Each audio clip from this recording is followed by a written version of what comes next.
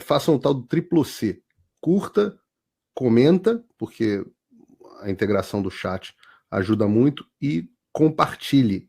Você pode fazer essas 3 coisas que ajudam o algoritmo a aparecer. Mas eu não estou brincando não, pessoal. Dá uma paradinha agora de 1 segundo e clica no joinha, porque às vezes sabe, essa pessoa já está acostumada a ouvir isso. Não, é importante que você faça isso, porque se você não fizer, inclusive atrapalha o vídeo. Parece que o vídeo é menos relevante. Me conta como é que foi a tua passagem pelo MBL. O que você fez lá e como é que foi? Então, eu surgi quando eu comecei a me interessar por política, no impeachment existiam poucos movimentos que organizavam manifestações. Você tinha lá o Vem Pra Rua, e o Endireita Brasil e outros movimentos. Um movimento que eu via mais ideológico, que tinha mais uma consistência ali teórica, que citava autores, e que tinha um pouco de instrução, era o MBL. Então, eu via lá eles falando de Milton Friedman, aí fui ler Milton Friedman, via eles falando de Mises, fui ler Mises. E como tinha essa consistência ideológica, eu falei, talvez seja esse o melhor movimento para eu ajudar nas manifestações. Então, eu comecei a fazer parte do MBL por isso. Comecei isso em que ano? Isso foi bem no começo do impeachment ali. A Dilma estava começando, na época o PSDB falava contra o impeachment, tudo. Faz muito tempo, foram 7, 8 anos. Aí começa as manifestações pelo impeachment. Eu lembro que na eleição, a minha família e eu, a gente já tinha se engajado muito pra Dilma não ganhar, infelizmente ela ganhou. E depois que ela foi eleita, eu tava com ódio. Eu queria de todas as formas derrubar o governo do PT. E quando surgiram as manifestações, eu falei pro meu pai, eu quero começar a ajudar. E comecei me engajando em São José dos Campos, que é no interior de São Paulo. Participei da organização de algumas das maiores manifestações da história da cidade. A maior de todas lá teve mais de 50 mil manifestantes. Para a cidade é um recorde até hoje. Por conta disso, me chamaram para São Paulo. Qual é a cidade de novo, Lucas? São José dos Campos. Você é de São José dos Campos? Meus pais moram lá ainda, inclusive. Que bacana, minha namorada é de São José dos Campos, pô, bacana. Olha, é uma cidade muito querida. Ela é engraçado que ela acha que São José dos Campos é a grande cidade do mundo. Eu brinco com ela fala assim, eu falo Nova York, Londres, Paris, São José dos Campos. Geralmente quem é de São José tem essa visão mesmo. Os joseenses, né, tem essa visão. Então Mas eu não sou joseense não, viu? Eu sou sorocabano. A cidade que eu nasci mesmo foi Sorocaba. Entendi. Por anos precisei mudar para São José porque meu pai ficou desempregado. Aí ele arrumou um emprego em São José e foi isso. Mas então, comecei organizando as manifestações lá na cidade de São José. Por ter organizado essas manifestações lá em São José, a galera do MBL Nacional me chamou para São Paulo. Eles viram que eu era um jovem, dinâmico e tal. Fui para São Paulo e em São Paulo comecei a ajudar na organização disso a nível nacional. Dentro do movimento eu sempre atuei mais no bastidor. Lá eu desenvolvi uma amizade muito grande com o Holliday, o Fernando Holliday, que é vereador de São Paulo, que acabou sendo a figura mais próxima que eu tinha lá dentro do movimento. Mas eles nunca me deram muito espaço, assim, sabe? Talvez por ser evangélico, ter algumas opiniões mais conservadoras do que o que é ortodoxo lá dentro. Eu acabei nunca tendo muito espaço para, inclusive, ser figura pública, que foi o que eu sempre quis. E quando quem manda mais? Quem manda mais lá no MBL, o Lucas? O Renan. O Renan? É mais o Kim?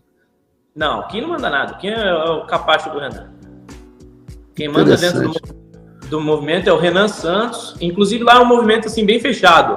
Sectário. Se você discorda da liderança, geralmente você sofre repressão lá dentro, aí eles meio que te hostilizam a ponto de você ter que ceder todas as vezes. E o que acontece é que quem é membro do movimento acaba tendo que defender tudo aquilo que o Renan decide. Então, se ele decide entrar em guerra contra o Bolsonaro, todo mundo é obrigado a entrar em guerra contra o Bolsonaro. Se ele decide virar aliado do Dória, todo mundo tem que ser aliado do Dória, porque não existe lá uma pluralidade de ideias. Alguém pode discordar, etc. E durante muitos anos, como eu comecei lá... E o Mamãe Falei? Oi?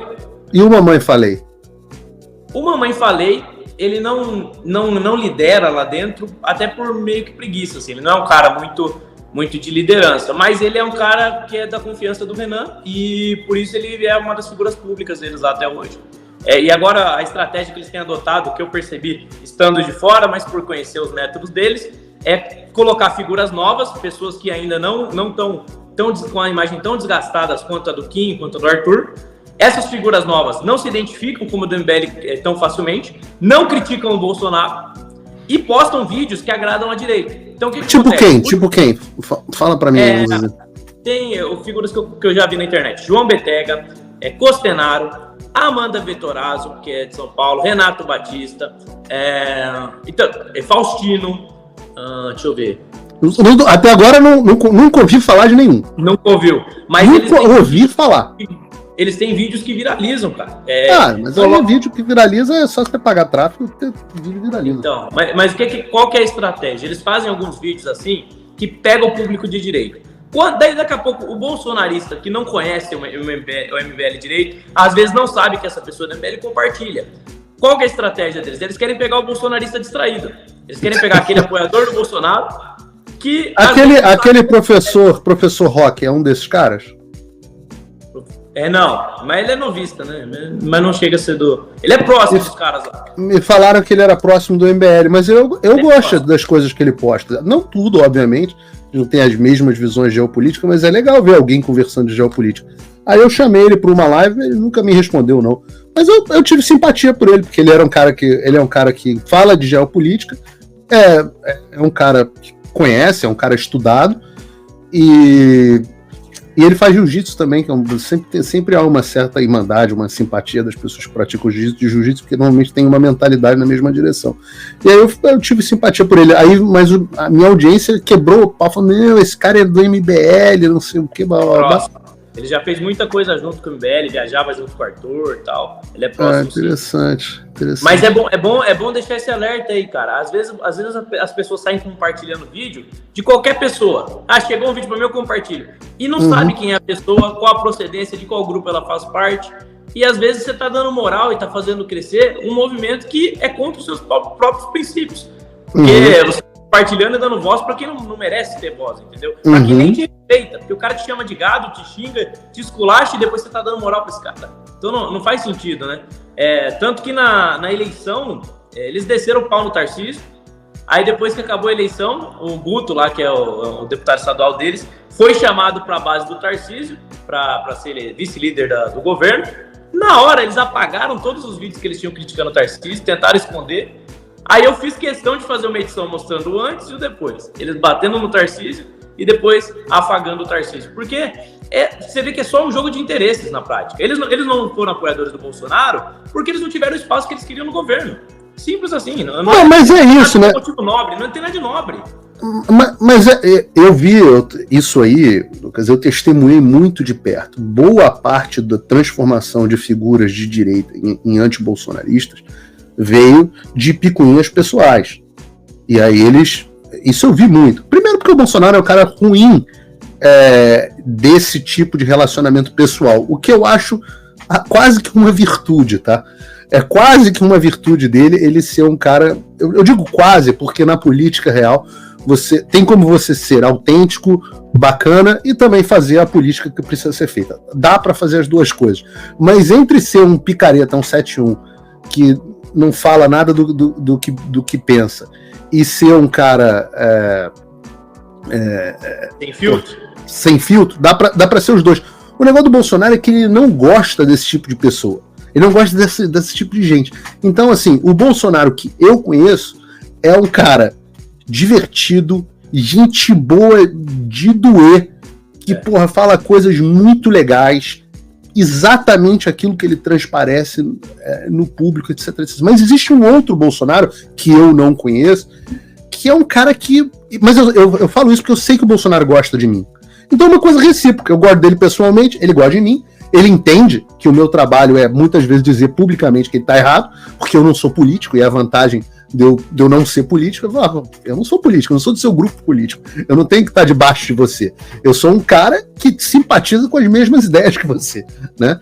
E nem sempre com as mesmas estratégias, com o mesmo meio. Mas tem outras pessoas que viram num Bolsonaro uma figura intratável, grosseira, que não respeita ninguém, que dá pouca atenção e respeito para quem gosta de ser paparicado. E aí entram uns caras desse tipo piu-piu pequeno, tipo o Renan, etc.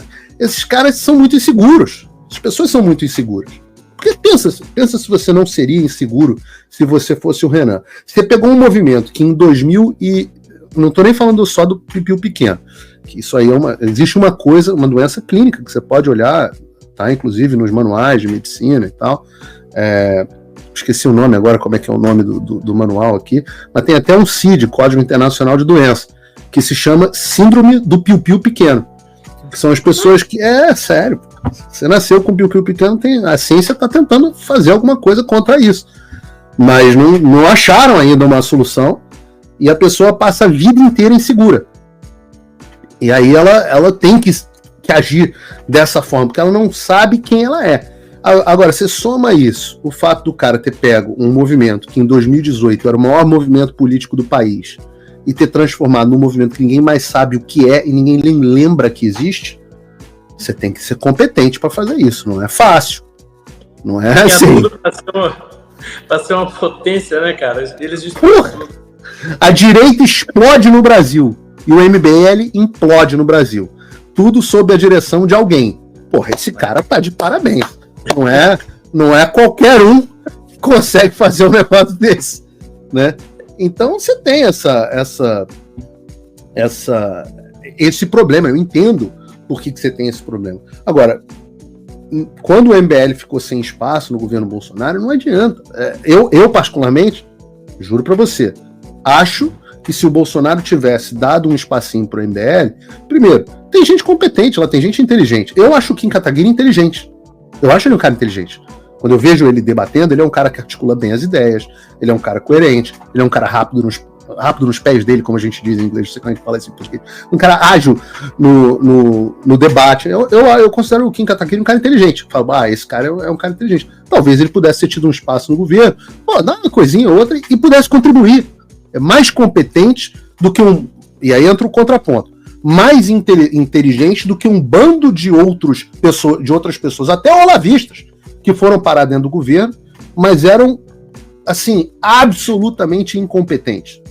Que o cara conhecer ideologia, etc, não significa que ele vai ser um cara bom dentro do governo. Você vê. Exatamente.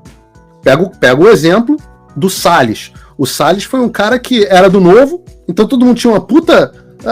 Novo, não sei, porra, não sei o quê. E o Salles foi um dos grandes ministros do Bolsonaro, é um dos grandes deputados do Bolsonaro, e se Deus quiser vai ser um grande prefeito de São Paulo.